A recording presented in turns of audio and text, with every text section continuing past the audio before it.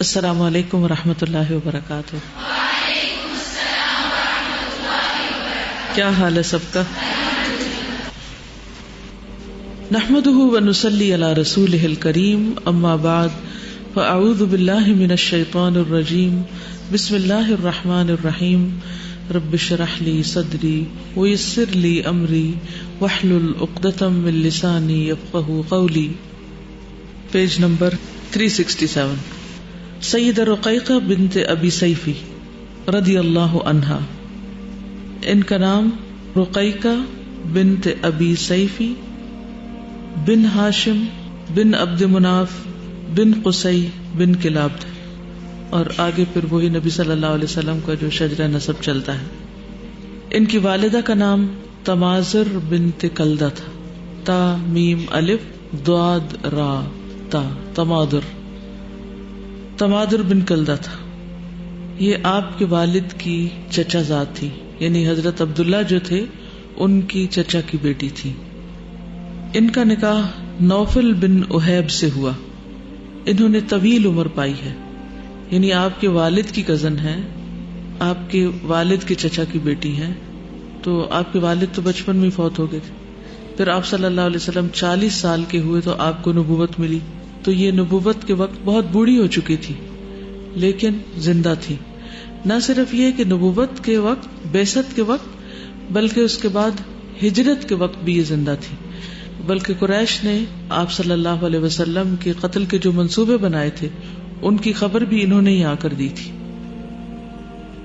یہ اپنے بچپن کے بھی کچھ واقعات سناتی ہیں، حالات بتاتی ہیں۔ وہ کہا کرتی تھی، گویا میں اپنے چچا شیبہ کو دیکھ رہی ہوں۔ شیبہ کس کا نام تھا؟ آج پتہ چل جائے گا کہ آپ نبی صلی اللہ علیہ وسلم سے کتنی محبت کرتی ہیں، کیونکہ انسان جس سے محبت کرتا ہے اس کا نام، اس کے والد کا نام، دادا کا نام، اس کے بہن بھائیوں کا نام، وہ سب معلوم ہوتا ہے۔ جی شاباش، عبد المطلب۔ شیبہ جو ہے یہ عبد المطلب کا نام ہے۔ شیبہ ویسے تو بڑھاپے کو کہتے ہیں نا، لیکن کہتے ہیں کہ ان کے بچپن میں بال سفید تھے، تو سفید رنگ کی وجہ سے، بالوں کے لائٹ کلر کی وجہ سے ان کا نام یہ پڑا۔ ان کے چچا کا قصہ کیا ہے؟ یہ چچا کون ہے؟ دراصل عبد المطلب، اور عبد المطلب نبی صلی اللہ علیہ وسلم کے کیا لگتے تھے؟ دادا لگتے تھے۔ تو آپ کے دادا کے والد کا نام کیا تھا؟ ہاشم۔ یس، دادا کے والد جو تھے یعنی پردادا کا نام ہاشم تھا۔ تو ہاشم جو تھے یہ تجارت کے سلسلے میں شام وغیرہ کے علاقے میں جاتے تھے۔ صرف ہاشم نہیں، اور لوگ بھی جاتے تھے۔ لإیلاف قریش ایلافہم رحلۃ الشتاء والصیف۔ تو مکہ کے لوگ بہت ویل ورسڈ تھے، بہت کلچرڈ لوگ تھے، بہت ان کا ایکسپوجر تھا، وہ تجارت پیشہ لوگ تھے، بزنس مین تھے، اور گرمیوں اور سردیوں کے روٹ ان کے الگ تھے۔ گرمیوں میں یہ شام اور فلسطین کے علاقے میں جاتے تھے، اور سردیوں میں یہ یمن کی طرف جاتے تھے، اور یمن کے علاوہ جو موجودہ عمان ہے اس طرف بھی۔ جب میں عمان گئی تھی تو وہاں پر مجھے ایک علاقے میں لوگ لے کر گئے اور کہا یہ جاتا ہے کہ نبی صلی اللہ علیہ وسلم نبوت سے پہلے تجارت کی غرض سے اس علاقے میں بھی آئے تھے، کہا جاتا ہے، لیکن صحابہ کی آمد کے بارے میں تو پتہ چلتا ہے۔ اور پھر چینی وفود جو تھے، یعنی چین کے لوگ جو تھے، وہ تجارت کرتے کرتے اس علاقے میں آتے تھے، تو یہاں لوگوں کا آپس میں میل ملاپ بھی ہوتا تھا۔ شاید اسی لیے علامہ اقبال نے کہا چین و عرب ہمارا، یعنی چین اور عرب کے جو تعلقات ہیں وہ نئے نہیں ہیں بلکہ بہت پرانے ہیں۔ تو تجارت بہت بابرکت پیشہ ہے، اس کی وجہ سے انسان کو بہت کچھ سیکھنے کو ملتا ہے۔ لیکن اب ہماری مسلمان اکثریت جو ہے وہ کس چیز کو ترجیح دیتی ہے کہ کوئی جاب مل جائے۔ جاب مل جائے تو اس کا فائدہ کیا ہوگا کہ مہینے کی لگی بندی آمدنی تو ہو ہی جائے گی، بھلے اس کے بعد کوئی کام کرو یا نہ کرو، یعنی کوئی معاش کی طرف سے فکر نہیں رہے گی۔ تجارت میں انسان کو بہت محنت کرنی پڑتی ہے، ہر دم الرٹ رہنا پڑتا ہے، نئی نئی طریقے سوچنے پڑتے ہیں، کیونکہ اگر آپ نئے ٹرینڈز کے ساتھ نہیں چلیں تو آپ کے جو سارے طریقے ہوتے ہیں آبسلیٹ ہو جاتے ہیں اور آپ پیچھے رہ جاتے ہیں اس دوڑ میں۔ لیکن اس کے اپنے فائدے بھی بہت ہیں، آپ جب آگے بڑھتے ہیں تو خود کو بھی فائدہ پہنچاتے ہیں، دوسروں کو بھی فائدہ دیتے ہیں۔ تو بہرحال یہ تجارت کی غرض سے شام جایا کرتے تھے۔ کون؟ ہاشم، اور بھی جاتے تھے لیکن یہاں ہم ہاشم کی بات کرتے ہیں۔ اور راستے میں مدینہ میں ٹھہرتے تھے، ٹھیک ہے، مدینہ شام کے سفر میں راستے میں پڑتا ہے، تو انہوں نے وہاں بنو خزرج جو تھے ان کی ایک عورت سلمہ سے شادی کر لی تھی. کنہوں نے شادی کی تھی؟ ہاشم نے. بنو نجار کی ایک خاتون تھی جو خزرج قبیلے سے تھی، ان کا نام تھا سلمہ بن زید. تو انہی کے بطن سے شیبہ پیدا ہوئے تھے. اب ہوا یہ کہ ایک دفعہ یہ سفر پر تھے، شیبہ بھی ساتھ تھے، سلمہ بھی ساتھ تھی، اور ان کا انتقال فلسطین کے شہر غزہ میں ہو گیا. غزہ جانتے ہیں؟ اب تو لگتا ہے لوگوں نے پھر بھلا دیا اس کو. وہ ایک لہر اٹھتی ہے اور اس کے بعد پھر بیٹھ جاتی ہے. بہرحال وہاں پر ان کا انتقال ہو گیا ہاشم کا. تو شیبہ جو تھے یہ اپنی والدہ کے ساتھ جوان ہونے تک مدینہ میں رہے تھے، وہیں پلے بڑے تھے، اپنے ننیال میں پلے بڑے تھے. پھر اس کے بعد جب جوان ہو گئے تو ان کے چچا جو تھے مطلب، کیا نام تھا چچا کا؟ مطلب. کن کے چچا؟ شیبہ کے. شیبہ کے جو چچا مطلب تھے وہ ان کو اپنے ساتھ مکہ واپس لے آئے. تو لوگوں نے کہا کہ یہ لڑکا کہاں سے آ گیا؟ تو مطلب چونکہ لائے تھے تو انہوں نے کہا یہ مطلب اپنے ساتھ کوئی غلام لے کر آئے، کیونکہ لوگوں کو نہیں پتا تھا کہ ان کا ایک بچہ مدینہ میں پل رہا ہے، اور یہ تو کسی کو بھی نہیں پتا تھا کہ اس بچے کے آئندہ آنے والا بچہ جو ہے وہ پھر مدینہ میں ہجرت کر کے آئے گا.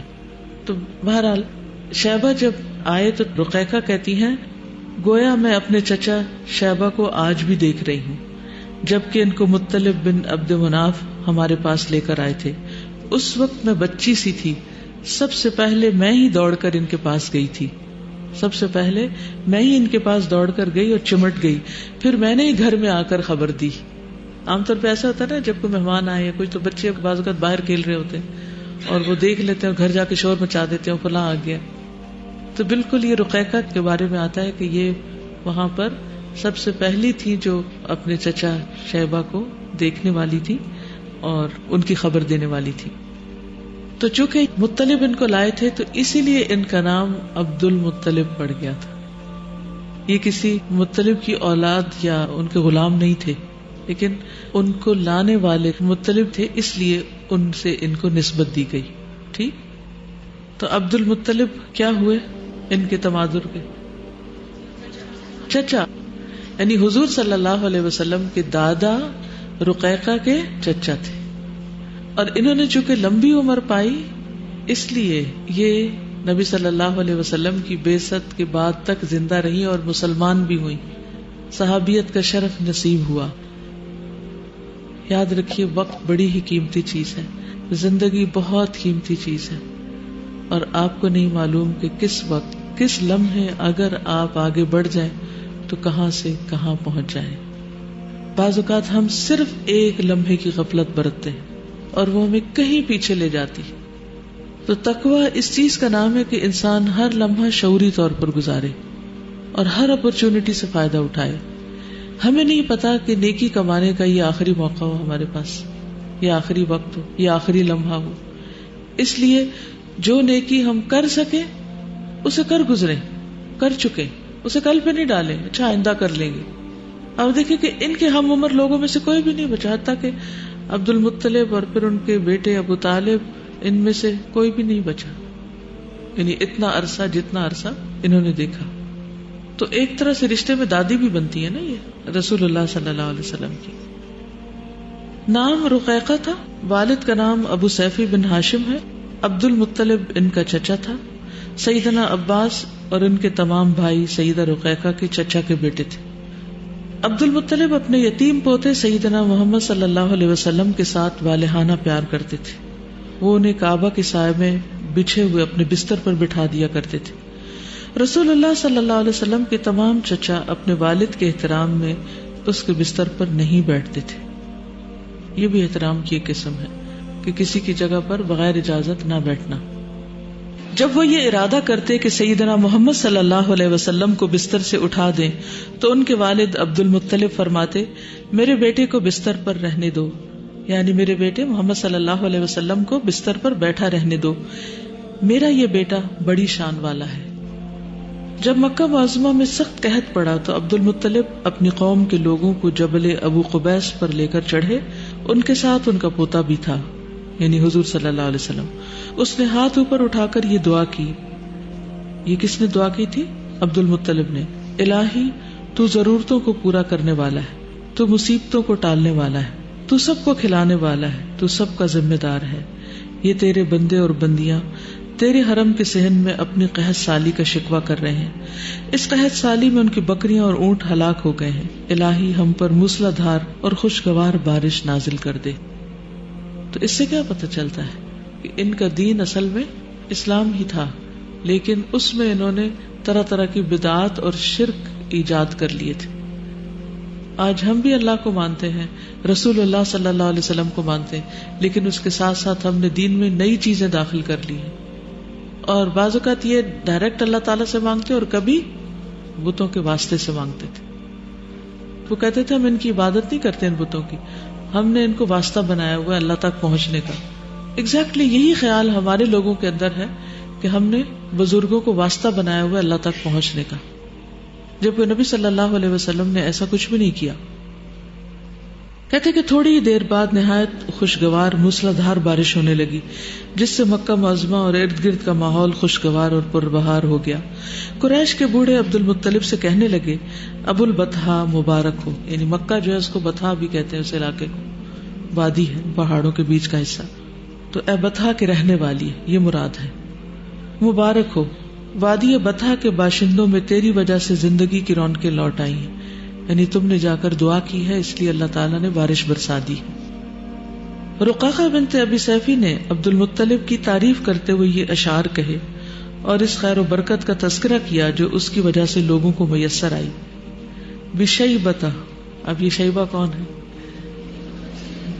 بشیبۃ الحمد اسقی اللہ بلدتنا، شیبہ کی وجہ سے اللہ نے ہمارے شہر کو پانی پلا دیا، بارش برسا دی۔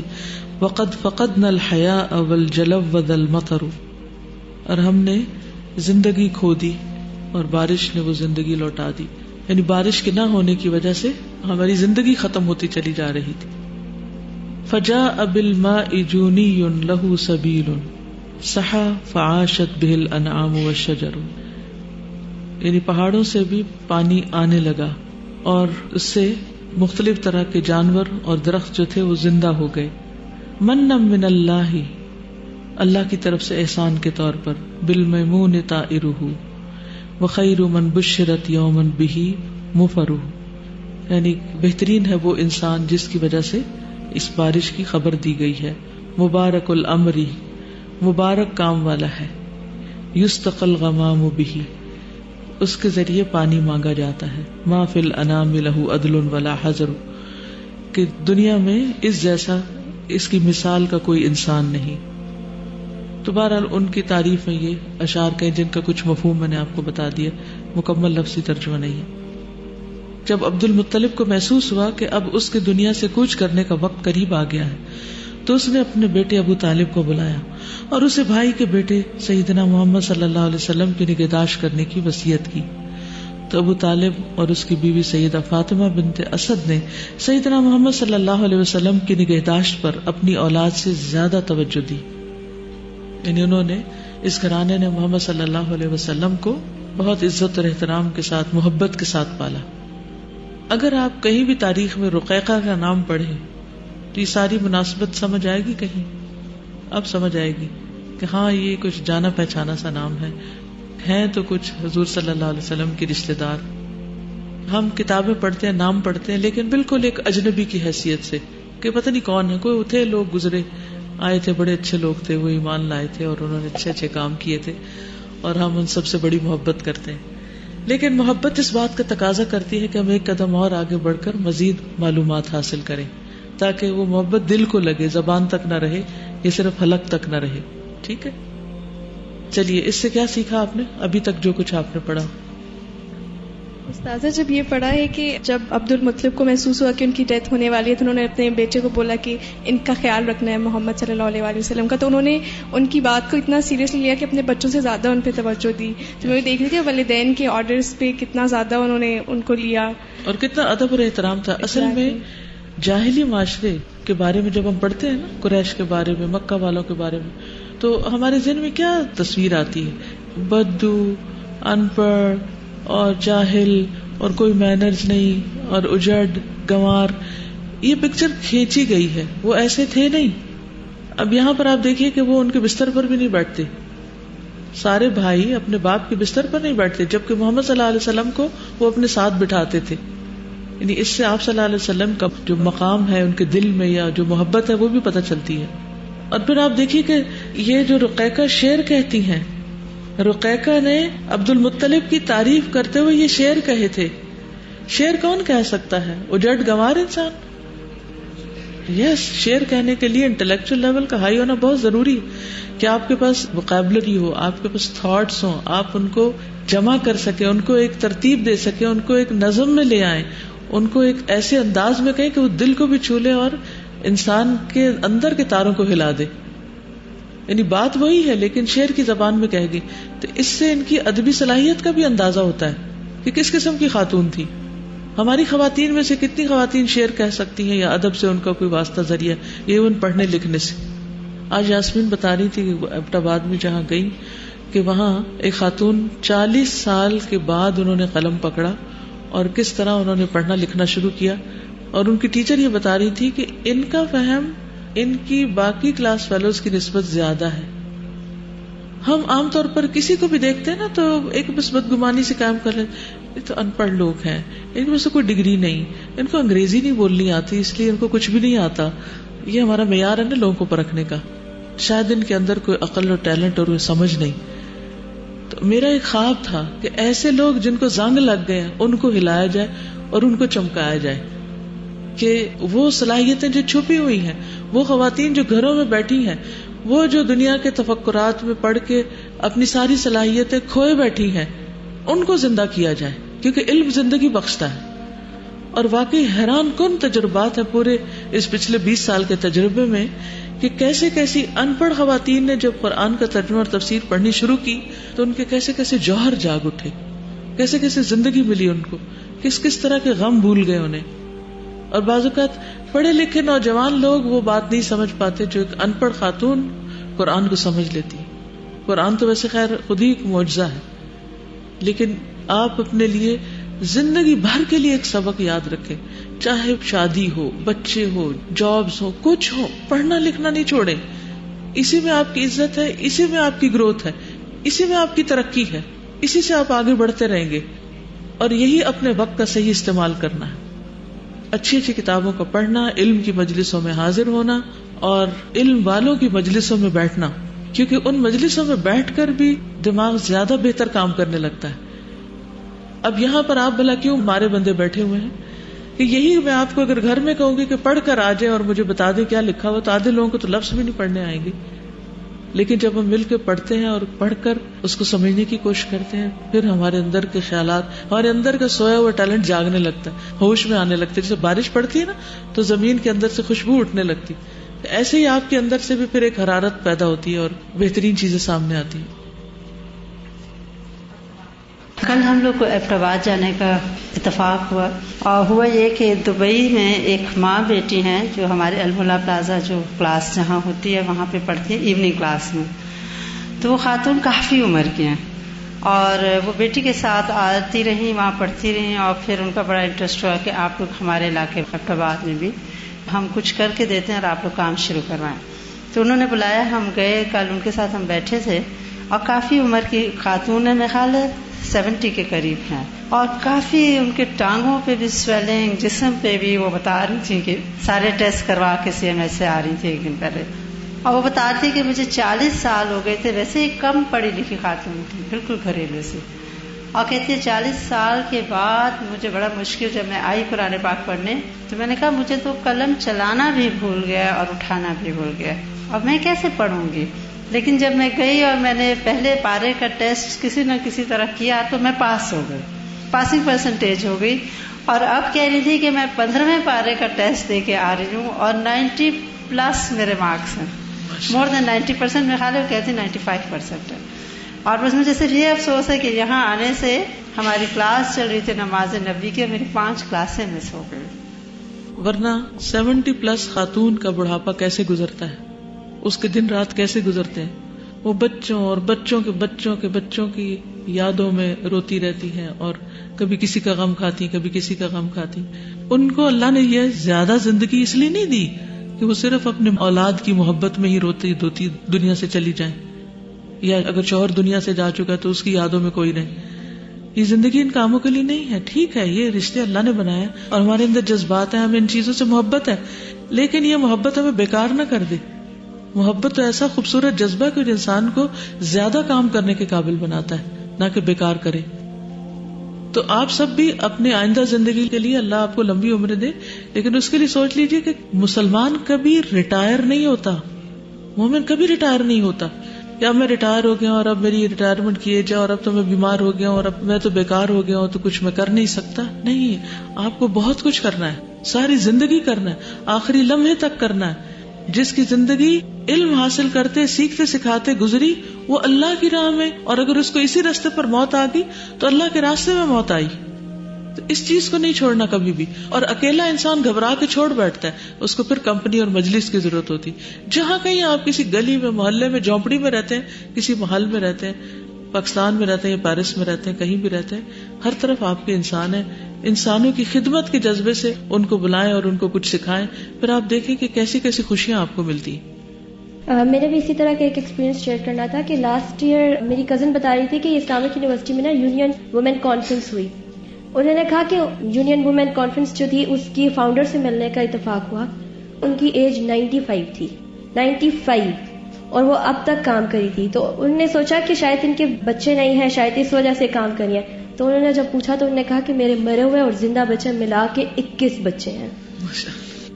تو پھر بھی ابھی تک وہ کام کر رہی تھی. تو اس سے یہی ہے کہ ہم خاص طور پہ جو مدرز ہوتی ہیں وہ اسی لیے بیٹھ جاتی ہیں کہ بچے ہیں بچے بچے ہیں، لیکن ان کا یہ حال تھا کہ وہ 95 کی ایج میں بھی بیٹھی ہیں.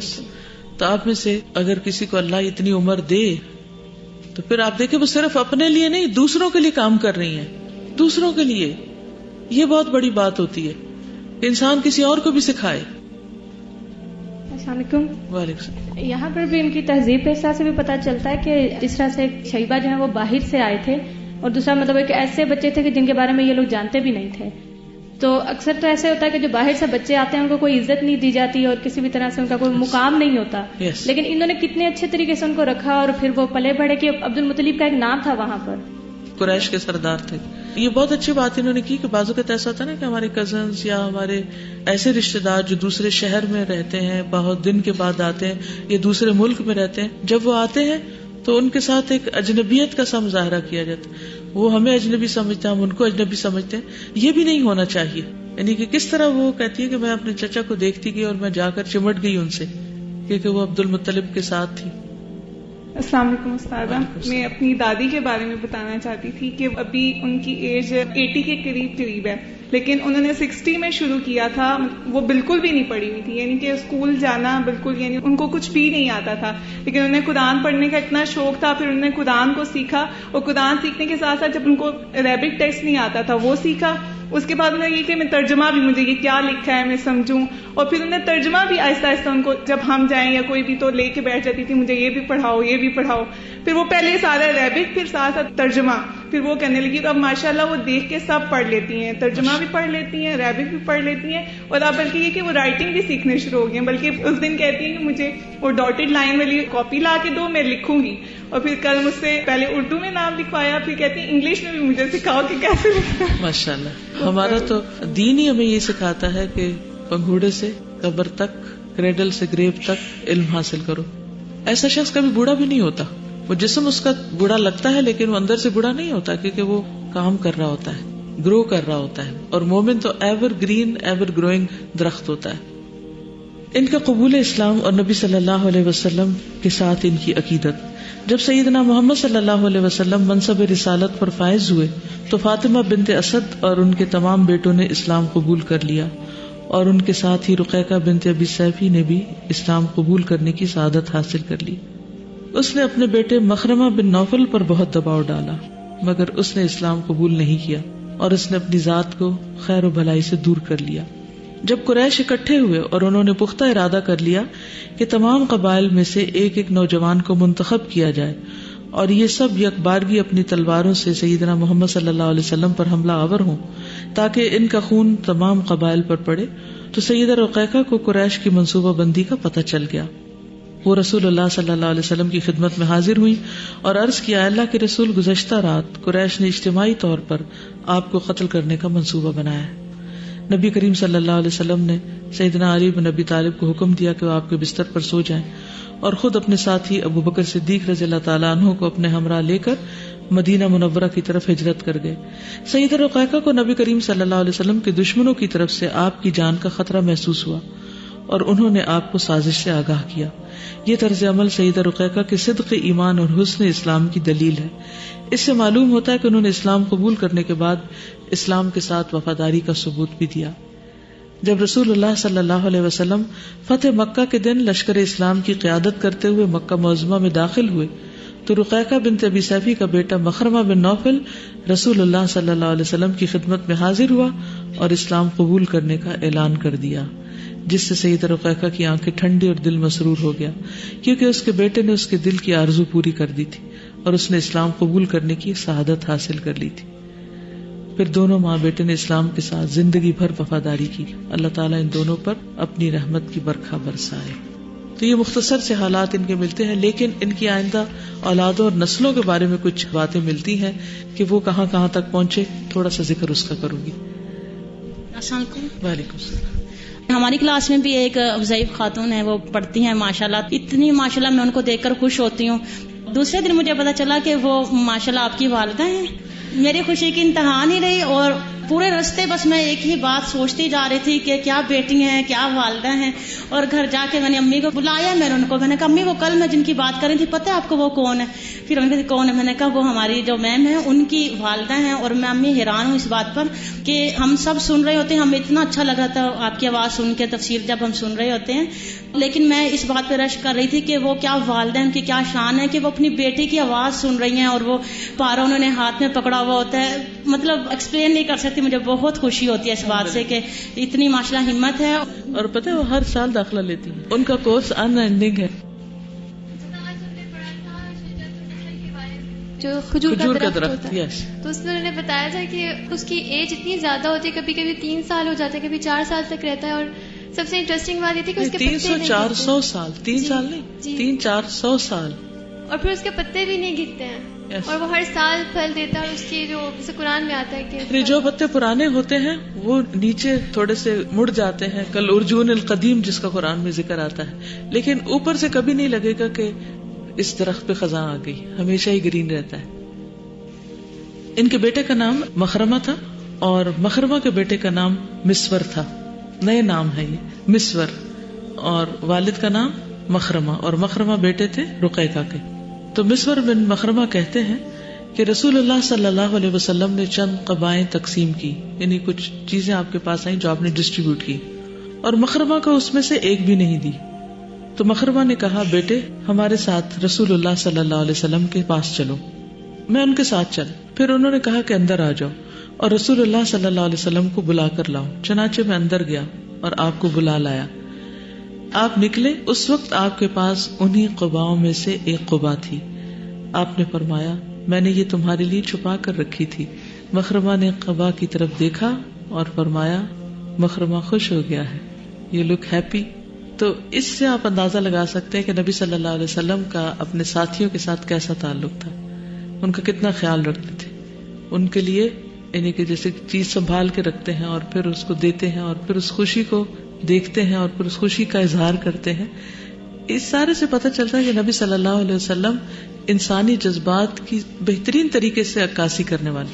ہم لوگ جب دین کی طرف آتے ہیں نا تو جذبات کا اظہار چھوڑ دیتے ہیں، کوئی خوش ہو رہا ہو تو ہم سنجیدہ ہو جاتے ہیں، اور اگر ہمیں خوشی ہو بھی رہی ہے تو خوشی دبا جاتے ہیں، یعنی خوش خود بھی نہیں ہوتے اور سمجھتے کہ شاید خوش ہونا تقوی کے خلاف ہے، حالانکہ اچھے انداز میں اعتدال کے ساتھ خوشی کا اظہار، غم کا اظہار اور غصے کا اظہار، ان سب چیزوں کا حق بات پر، درست بات پر اور ایک لمٹ کے اندر رہتے ہوئے، یہی دین کا حسن ہے۔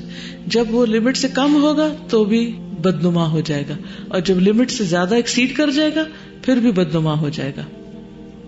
مخرمہ کے بیٹے کا واقعہ ہے، ان کا نام مسور جن کا آپ بتا رہے ہیں۔ حضرت عمر رضی اللہ تعالیٰ عنہ جب خلیفہ تھے تو ان کے دور میں کچھ چادریں آئیں، تو کچھ ذرا زیادہ اچھی اور ذرا برائٹ تھیں تو انہوں نے ینگ لوگوں کو دے دی، اور ان کو ذرا سادی والی دے دی تو ان کو بہت غصہ آیا مسور کو، اور حضرت عمر رضی اللہ تعالیٰ عنہ کو کہا کہ میرا جی چاہتے ہے کہ چادر تمہارے سر پہ دے ماروں.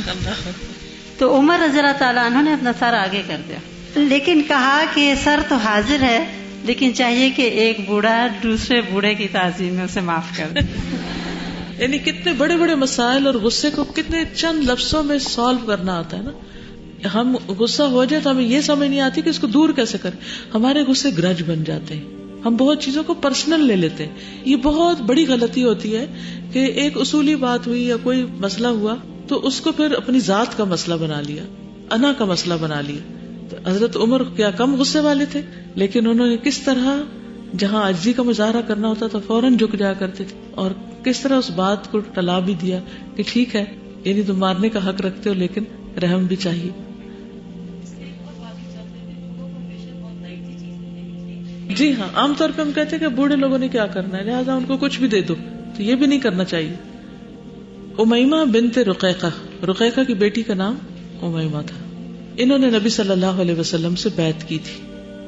یہ رسول اللہ صلی اللہ علیہ وسلم سے بیعت کرنے کے لیے حاضر ہوئی تھی آپ کی خدمت میں. آپ نے فرمایا میں تم سے اس شرط پر بیعت لیتا ہوں کہ تم اللہ کے ساتھ کسی کو شریک نہیں ٹھہراؤ گی، چوری نہیں کرو گی، بدکاری نہیں کرو گی، اپنے بچے کو قتل نہیں کرو گی، اپنے ہاتھوں پیروں کے درمیان کوئی بہتان تراشی نہیں کرو گی، نوحہ نہیں کرو گی، جاہلیت اولا کی طرح زیب و زینت اختیار نہیں کرو گی.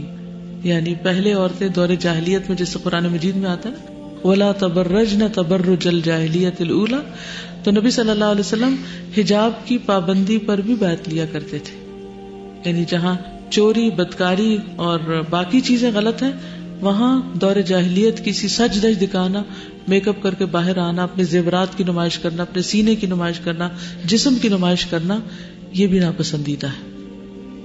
امیمہ بنت رقیقہ سے مروی ہے کہ میں نے کچھ خواتین کے ساتھ رسول اللہ صلی اللہ علیہ وسلم سے بیعت کی. آپ نے ہمیں لقمہ دیا کہ حسب استطاعت اور بقدر طاقت ایسا ہی کریں گی. لقمہ ہوتا ہے نا جب ایک بیعت کرنے والا دہرا رہا ہو لفظ اور پھر اس کو پوری طرح نہ آئے تو اس کی جملہ درست کرنا. میں نے عرض کیا اللہ اور اس کے رسول ہم پر ہم سے زیادہ رحم والے ہیں. میں نے کہا اے اللہ کے رسول ہم سے بیعت کر لیجئے. آپ نے فرمایا میں عورتوں سے مصافحہ نہیں کرتا، یعنی ہاتھ پہ ہاتھ رکھ کے بیعت نہیں کرتا. 100 عورتوں سے بھی میری وہی بات ہے جو ایک عورت سے ہے، یعنی اجتماعی طور پر میں سب سے بیعت کر رہا ہوں، سب سے عہد لے رہا ہوں. امیمہ کی آگے بیٹی تھی حکیمہ، وہ ان کی نواسی تھی. کن کی؟ رقیقہ کی. تو انہوں نے بھی اپنی والدہ سے اور پھر آگے رقیقہ سے روایت کیا ہے. حکیمہ بنت امیمہ بنت رقیقہ، 3 نسلیں ہیں اس چین میں. اپنی والدہ سے روایت کرتی ہیں کہ نبی صلی اللہ علیہ وسلم کے پاس لکڑی کا ایک پیالہ تھا جو آپ کی چارپائی کے نیچے ہوتا تھا. رات کے وقت اگر پیشاب کی ضرورت پیش آتی تو آپ اس میں کر لیا کرتے تھے. یعنی یہ کیونکہ گھر کے اندر کا ایک معاملہ تھا جس کو انہوں نے روایت کیا ہے اور وہ روایت پہ نسلوں تک گئی ہے. تو رقیقہ کی نسلوں میں بھی بہت خیر گئی ہے. ان کے بیٹے مخرمہ، بیٹی امیمہ جو تھی وہ صحابیہ تھی. ان کے بیٹے عبد الرحمن بن اسود تھے، عبد الرحمن بن اسود. اور پھر بیٹی حکیمہ تھی. حکیمہ جو تھی وہ محدثہ تھی، حدیث کی روایت کرنے والی تھی. اور یہ عبد الرحمن بن اسود جو ہے کبار تابعین میں شمار ہوتے ہیں، یعنی اہل علم کا گھرانہ تھا. مخرمہ کے بیٹے مسور تھے اور مسور کے بیٹے عبد الرحمن تھے. یہ صحیح مسلم کے راوی ہیں. اور پھر ان کی ایک بہن تھی ام بکر، وہ محدثہ تھی. عبد الرحمن کے بیٹے جعفر تھے، جعفر کے بیٹے عبداللہ تھے. عبداللہ جو ہے وہ بخاری اور مسلم کے راوی ہیں. تو اس طرح ان کے خاندان نے مختلف مواقع پر دین کی خدمت کی ہے، یعنی علم کی خدمت کی ہے. مسور بن مخرمہ جو تھے یہ سب سے زیادہ مشہور ہیں ان سارے لوگوں میں سے. یہ صحاح ستہ کے راوی ہیں. کیا ہے؟ حدیث کی 6 کتابیں انہوں نے روایت کی ہیں، اس کی چین میں ان کا نام آتا ہے. انہوں نے عمر بن خطاب کی مجلس کو لازم کیا ہوا تھا. وہ جو واقعہ پیش آیا نا وہ اسی وجہ سے کہ وہ ہمیشہ ان کی مجلس میں ہوتے تھے. صاحب فضیلت اور دیندار تھے، یعنی حضرت عمر کے قریبی دوستوں میں تھے. انہوں نے نبی صلی اللہ علیہ وسلم سے اور اپنے والد سے اور اپنے ماموں عبد الرحمن بن عوف سے اور ابو بکر اور عمر سے حدیث روایت کی. اس سے یہ بھی پتہ چلا آج کہ عبد الرحمن بن عوف ان کے ماموں تھے. مسور بن مخرمہ کہتے ہیں کہ میں ایک بھاری پتھر اٹھائے ہوئے آیا اور میں نے ایک ہلکا سا تہبند باندھ رکھا تھا، تو میرا تہبند کھل گیا اور پتھر میرے پاس تھا. میں اس پتھر کو نیچے نہیں رکھ سکا حتیٰ کہ اسے اس کی جگہ تک پہنچا دیا. اس پر رسول اللہ صلی اللہ علیہ وسلم نے فرمایا کہ جاؤ پہلے اپنا کپڑا ٹھیک کرو. یعنی کہ پتھر کو میں صحیح جگہ نہ رکھ سکا، یعنی اٹھایا ہوا تھا تو انہوں نے سوچا کہ پہلے میں اس کو صحیح طرح جہاں پہنچانا ہے پہنچا دوں. تہمت کھل بھی گیا تو کوئی بات نہیں. آپ نے فرمایا کہ نہیں، پہلے اپنا تہمت سنبھالو اور ننگے نہ چلا کرو، نہیں پتھر کو چھوڑو، پہلے اپنے آپ کو سنبھالو. یعنی یہ واقعہ اگرچہ معمولی سا واقعہ ہے لیکن عملی زندگی سے تعلق رکھتا ہے. کسی کے ساتھ بھی ایسا ہو سکتا ہے. مثلاً آپ بازار میں ہیں، سبزی خرید رہی ہیں اور اتنے میں ہوا کا جھونکا آتا ہے اور آپ کا حجاب اڑ کے اگر سر سے نہیں بھی اترتا تو بعض خواتین کے گردن، کانٹے، بال، کندھے، سینہ سب دکھ رہا ہوتا ہے. تو وہ کہتے پہلے ہم چیزیں سمیٹ لیں. مثلا آپ کے ٹماٹر گر گئے اور اتنے میں ہوا چل رہی ہے تو پہلے آپ کیا کریں گی؟ کپڑا ٹھیک کریں گی، پھر ٹماٹر سنبھالیں گی. ٹھیک ہے. مسور بن مخرمہ کی والدہ شفا بنت عوف تھی جو عبد الرحمن بن عوف کی بہن تھی. مسور بن مخرمہ کہتے ہیں کہ وہ لوگ جن کو عمر رضی اللہ تعالیٰ عنہ خلافت کے لیے نامزد کر گئے تھے، یعنی حضرت علی، عثمان، زبیر، طلحہ، عبد الرحمن بن عوف، کہ ان میں سے اتفاق کر کے کسی کو خلیفہ بنا لیا جائے، یہ سب جمع ہوئے اور ان سے عبد الرحمن بن عوف نے کہا کہ خلیفہ ہونے کے لیے میں آپ لوگوں سے کوئی مقابلہ نہیں کروں گا، البتہ اگر آپ لوگ چاہیں تو آپ لوگوں کے لیے کوئی خلیفہ آپ ہی میں سے میں چن دوں. ٹھیک ہے. یعنی عبد الرحمن بن عوف کا نام تھا، اس میں تو نے کہا کہ مجھے تو یہ ذمہ داری نہیں لینی، لیکن اگر چاہیں تو میں آپ کے لیے کسی کو چن دیتا ہوں. تو سب لوگوں نے اختیار کس کو دے دیا؟ عبد الرحمن بن عوف کو نامینیٹ کر دیا، آپ کسی کو بھی چن دیں. جب لوگوں نے انتخاب کی ذمہ داری عبد الرحمن کے سپرد کی تو سب لوگ ان کی طرف مائل ہو گئے، یہاں تک کہ میں نے کسی کو نہ دیکھا جو باقی حضرات کا پیچھا کرتا ہو یا ان کی ایڑی رونتا ہو. تمام لوگوں کا میلان عبد الرحمن بن عوف کی طرف ہو گیا. دیکھو کہ سارے لوگ ان کی بات پہ اکٹھے ہو رہے ہیں تو ادھر، اور انہیں راتوں میں مشورہ دیتے رہے حتیٰ کہ وہ رات آئی جس صبح کو ہم نے عثمان رضی اللہ تعالیٰ عنہ کی بیعت کی. مسور بیان کرتے ہیں کہ عبد الرحمن رضی اللہ تعالیٰ عنہ رات گئے میرے یہاں آئے، دروازہ کھٹکھٹایا یہاں تک کہ میں بیدار ہوا. انہوں نے کہا میرا خیال ہے تم سو رہے تھے، اللہ کی قسم میں ان راتوں میں بہت کم سو سکا ہوں، جاؤ زبیر اور سعد کو بلاؤ. زبیر بن عوام اور سعد بن ابی وقاص. میں ان دونوں بزرگوں کو بلا لایا اور انہوں نے ان سے مشورہ کیا. پھر مجھے بلایا اور کہا کہ میرے لیے علی رضی اللہ عنہ کو بھی بلاؤ. میں نے انہیں بھی بلایا اور انہوں نے بھی ان سے سرگوشی کی یہاں تک کہ آدھی رات گزر گئی. پھر حضرت علی رضی اللہ تعالیٰ عنہ اس حالت میں اٹھ کر گئے کہ وہ خلافت کے خواہش مند تھے.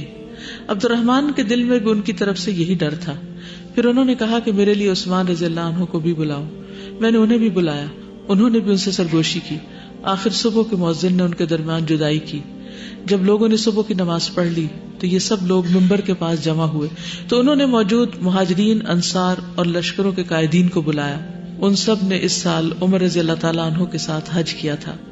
جب سب لوگ جمع ہو گئے تو عبد الرحمن نے خطبہ پڑھا، پھر کہا اما بعد، اے علی، میں نے لوگوں کے خیالات معلوم کیے اور میں نے دیکھا کہ وہ عثمان کو مقدم سمجھتے ہیں اور ان کے برابر کسی اور کو نہیں سمجھتے، اس لیے آپ اپنے دل میں کوئی میل پیدا نہ کریں. پھر عثمان رضی اللہ تعالیٰ عنہ سے کہا میں آپ سے اللہ کے دین اور اس کے رسول کی سنت اور آپ کے 2 خلفاء کے طریق کے مطابق بیعت کرتا ہوں. چنانچہ پہلے ان سے حضرت عبد الرحمن بن عوف نے بیعت کی، پھر سب لوگوں نے یعنی مہاجرین اور انصار اور فوجوں کے قائدین اور تمام مسلمانوں نے بیعت کر لی. تو اس طرح حضرت عثمان کو خلیفہ بنایا گیا تھا. عقیدہ واسطیہ میں آپ نے پڑھا ہے نا کہ بعض لوگ حضرت عثمان کو مقدم قرار دیتے ہیں اور بعض لوگ حضرت علی رضی اللہ تعالیٰ عنہ کو.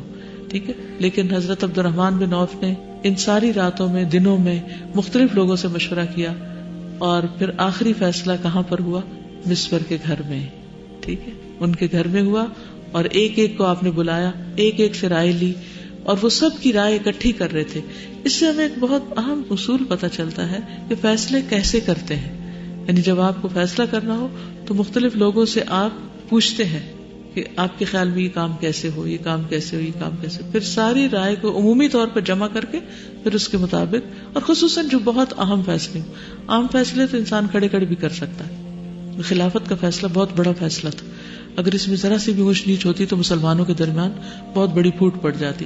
اور اس میں آپ دیکھیے کہ ان کی کتنی بڑی عقل مندی ہے حضرت عبد الرحمن بن عوف کی, کہ انہوں نے حضرت علی کا دل بھی رکھا. انہیں یہ محسوس ہوا کہ حضرت علی انکلائنڈ ہے, ایسا نہ ہو کہ اگر ان کو نہ بنایا جائے تو کہیں یہ ناراض نہ ہو. تو اس انہوں نے کہا کہ چونکہ لوگوں کی زیادہ تر رائے حضرت عثمان کی طرف ہے, اس لیے میں بھی ان کو مقدم کر رہا ہوں, اور آپ اپنے دل میں برا نہیں مانیے.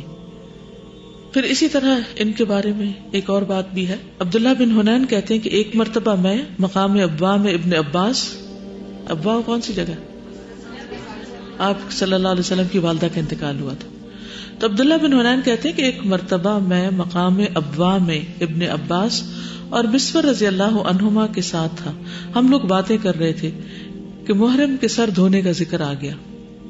محرم کون ہوتا ہے؟ جس نے احرام پہنا ہوا, کہ وہ نہا سکتا کہ نہیں. مسور رضی اللہ عنہ نے اس کی اجازت کی نفی کی, ان کا کہ نہیں نہا سکتا. ابن عباس نے اس کی اجازت دی. پھر ابن عباس نے مجھے ابو ایوب انصاری کے پاس بھیجا کہ آپ کا بھتیجا عبداللہ بن عباس آپ کو سلام کہتا ہے اور آپ سے پوچھ رہا ہے کہ نبی صلی اللہ علیہ وسلم حالت احرام میں اپنا سر کس طرح دھوتے تھے. عبداللہ بن حنین وہاں پہنچے تو ابو ایوب کو ایک کنویں کے 2 کناروں کے درمیان ایک کپڑے کا پردہ لٹکا کر غسل کرتے ہوئے پایا. کہتے کہ جب میں نے ان سے وضاحت پوچھی تو انہوں نے اپنے سینے پر کپڑا لپیٹا, اپنا چہرہ باہر نکالا. میں نے دیکھا کہ ایک آدمی ان کے سر پر پانی بہا رہا ہے.